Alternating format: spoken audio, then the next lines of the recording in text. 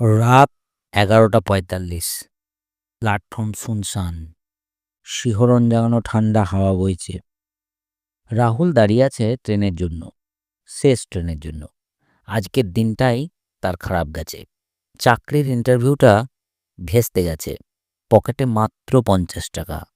আর বাড়িতে মা অসুস্থ। হতাশায় মাথাটা ঝিমঝিম করছে। ঠিক তখনই পাশে এক বৃদ্ধ এসে দাঁড়ালো। মলিন জামাকাপড়, চোখে ক্লান্তি।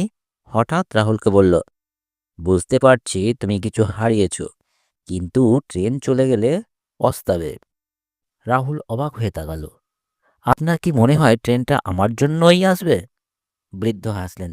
অবশ্যই, তুমি যদি ওঠার সাহস দেখাও।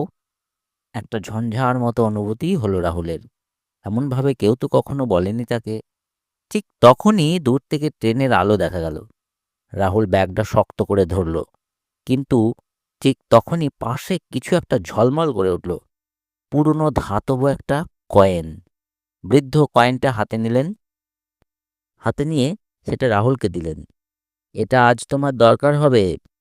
রাহুল কিছু বোঝার আগেই ট্রেনটা এসে পড়ল। দরজা খুঁড়তেই সে উঠে পড়ল। কিন্তু ট্রেনের দরজায় দাঁড়াতেই হঠাৎ ঘোষণা এলো, এই ট্রেন আজ নতুন গন্তব্যে যাচ্ছে। পুরনো নিয়ম বদলে গেছে।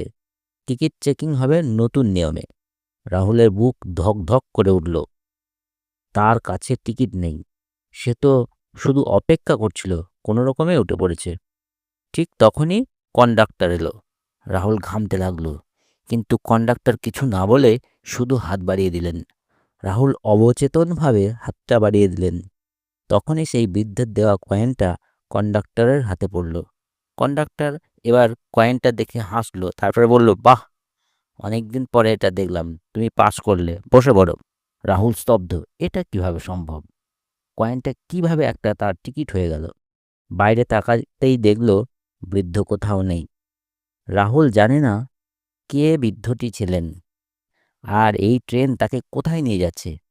কিন্তু এতদিন পর প্রথমবারের মতো তার মনে হলো, হয়তো জীবন সত্যিই একটা ট্রেন, যেখানে কেবল সাহসীরাই ওঠে।